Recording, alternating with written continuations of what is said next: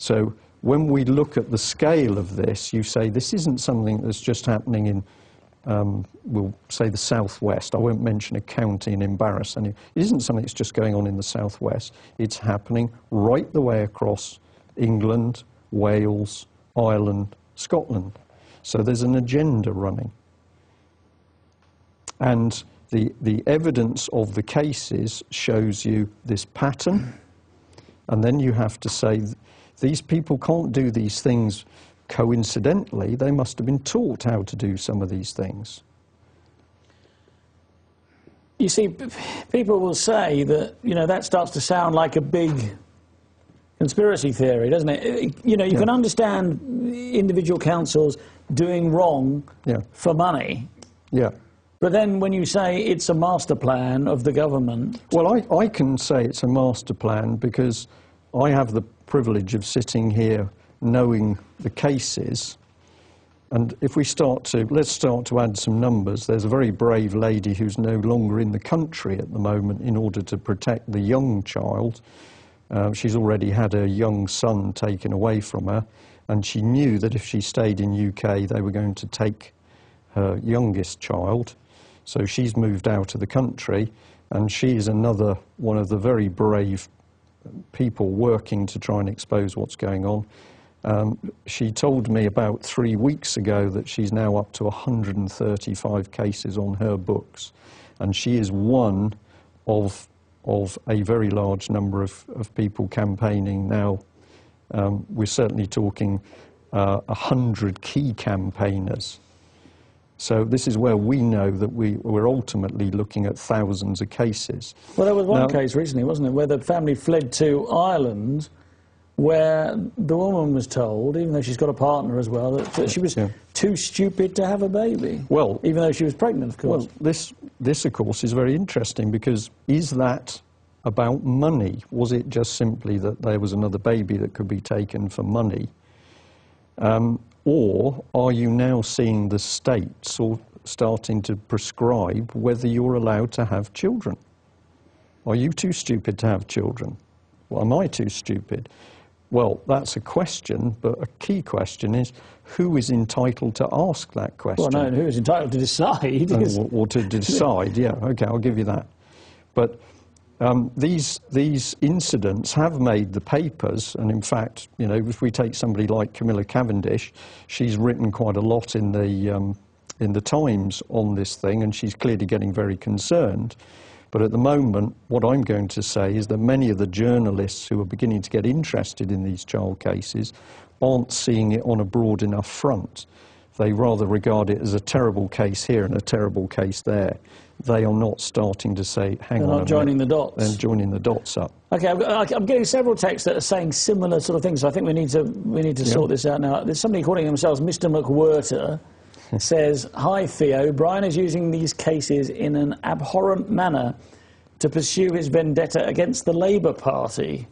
Do you have a political agenda, Brian?" I don't have any political allegiance. I'm not a member of any party. I will not be a member of any party. And if this gentleman reads the UK column or listens to any of my talks, including the most recent ones, he will discover that I am equally scathing about the Tory party and the Lib Dems. And if you go to ukcolumn.org, you can read the UK column. Yeah. So after this show... And I will also say that a wonderful thing, because we're going to be upbeat towards the end of this programme. I do hope so. But a wonderful thing that's happening at the moment is I can tell you that information being provided to us and help we are getting is coming from cross-party. And if you want to talk Labour Party, I can tell you that old Labour people, councillors and Labour Party members are salt-of-the-earth people who are helping us to try and expose what's going on. I think it has to be acknowledged that there are lots of good people. Absolutely, yeah. But a lot of good people are asleep. And also, with this subject, some of it can be so harrowing, people just don't want to go near it. If you start to get into the cases where the children have been horribly abused, there are a lot of people, they just can't deal with it. They switch off. They say, I can't deal with it. They go away. Well, I've got to say, I can understand that. It is harrowing. But we've got to confront it. We've got to confront it. It is no good saying, well, I've read something in the, about a little girl and she was horribly abused and there's no justice and I'm going to go and sit on my bottom. Well, I can't do that. You do naturally think that if there is clear prima facie evidence that a child is being abused, that child will be properly cared for by the state, by the local council or by social services or whoever. But that doesn't seem to be necessarily the case. It isn't the case.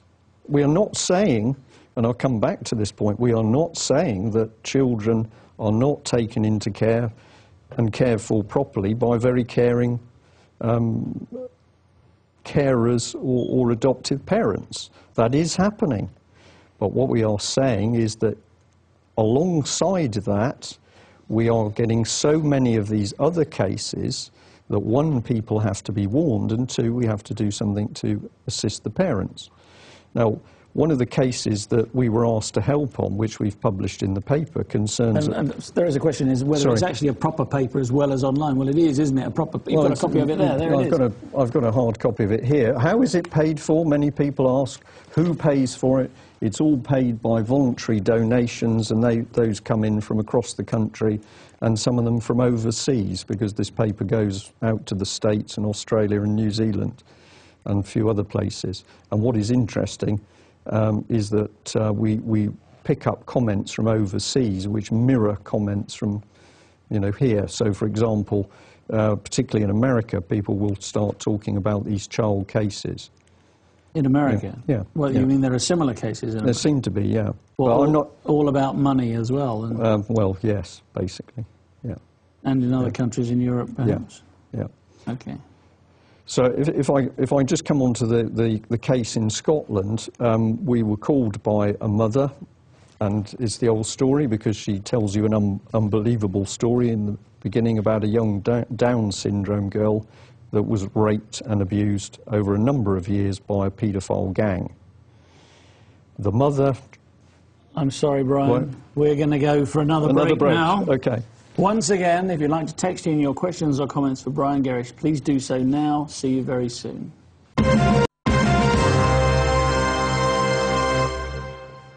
Welcome back to On the Edge with me, Theo Chalmers, and my special guest, Brian Gerrish. Brian, I know we were just talking about this paedophile case in Scotland, but I think before we do, we just need to briefly go back to that case of the woman who had the two children that set the house on fire. Yeah. So what happened in that case? Because somebody texted in and said, so the woman who set the house on fire, she shouldn't obviously get the children back, or something like that. Well, what actually happened in that case is that the girls went initially to live with their father and were very happy, and the mother was suffering ill health. Yeah.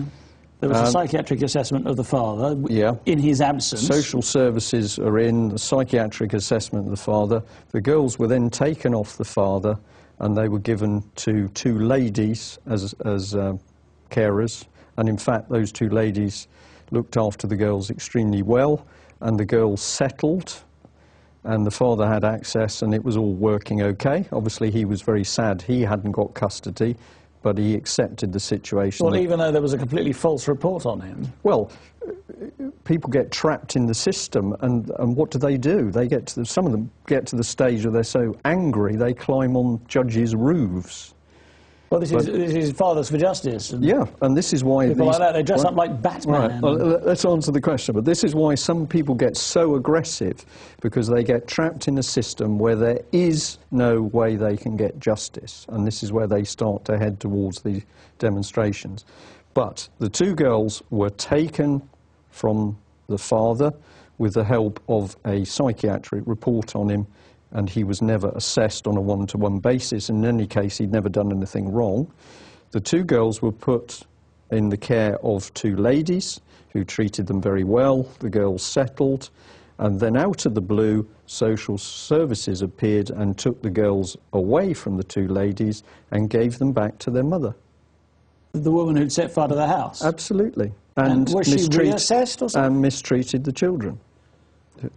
I don't understand. The father does nothing and is judged to be incapable of looking after the children. The mother clearly has been incapable. I'm not saying that she's not. Right. She's beyond redemption. I'll come back to the Scotland one. But let's follow this thread about how these cases start. A lady calls me from Ireland, which I said, on the west coast of Ireland.